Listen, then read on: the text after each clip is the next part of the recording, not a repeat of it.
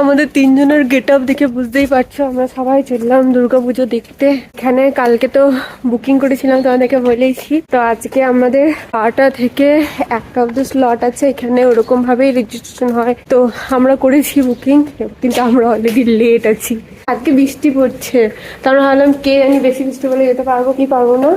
আর তিনজনেরই মানে প্ল্যান পুরো শাড়ি পরা, তো শাড়ি টাড়ি পরে এইভাবে ছাতা টাতা নিয়ে নিয়েছি। এখন হালকা হালকা বৃষ্টি পড়ছে, বেরিয়ে পড়েছি জার্মানিতে প্রথম দুর্গাপুজো দেখবো। খুবই এক্সাইটেড আছি। এত সুন্দর না এই মিউনিকের স্টেশনটা, দেখো ও আপেল গাছে ভর্তি। আর মা তো আপেল তখন থেকে দেখেই যাচ্ছে, দেখো পুরো আপেল গাছে ভর্তি। এগুলো সব আপেল গাছ, আমি প্রথমে লক্ষ্য করিনি, হঠাৎ করে দেখছি কি ধরে আছে, একটু কাছ থেকে দেখি তো দেখি সব আপেল ধরে রয়েছে। কালকে তো ঘুরছিলাম, তো যেখানে সেখানে চেরি গাছ, যেখানে সেখানে আপেল গাছ। এখানে আচ্ছা ওটা একটা ট্রেন আসছে, এটা আমাদের নয়, আমাদেরটা এই প্ল্যাটফর্মটাতে পড়বে। এই দেখো নিচে দিকটা তো দেখা যায়, দেখো কি হারে আপেল ধরে রয়েছে।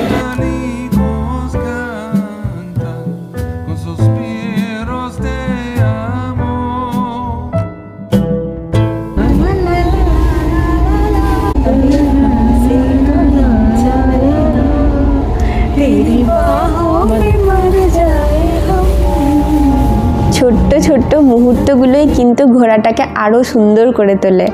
আমরা তিনজন মিলে গান আর গল্প করতে করতে প্রথমে ট্রেনে, তারপর ট্রামে দারুণ মজা করলাম।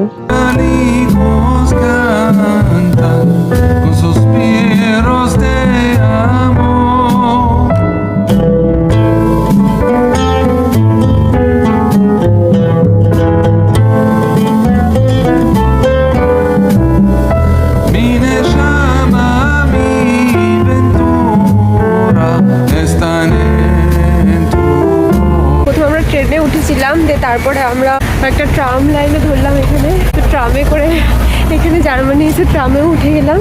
তারপর এখন আমরা নেমে হাঁটছি অল্প দূরেই। এই জায়গাটা না একটু আমাদের দুর্গাপুর টাইপের।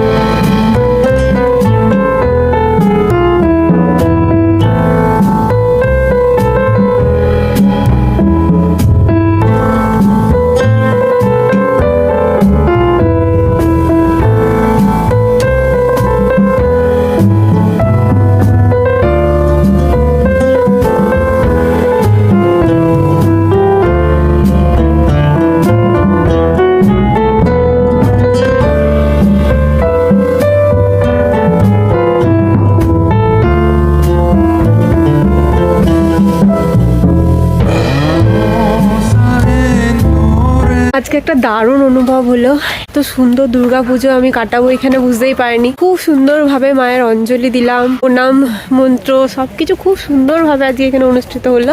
আর সব থেকে মায়ের প্রসাদও পেলাম। খাওয়া দাওয়া এত সুন্দর সব আয়োজন, পুরো পেট ভরে গেছে। এক্সপেক্ট করিনি যে এখানে আর কি খাবারের ব্যবস্থা থাকবে আমাদের, সেই জন্য আমরা হালকা ফুলকা খেয়ে এসেছিলাম, তো পেটটা মোটামুটি ভর্তি ছিল। কিন্তু তাও এখানে খুব ভালো লাগলো সবকিছু। দেখো এখানে কি দারুণ লাগছে না, খুব ভালো লাগলো সত্যি।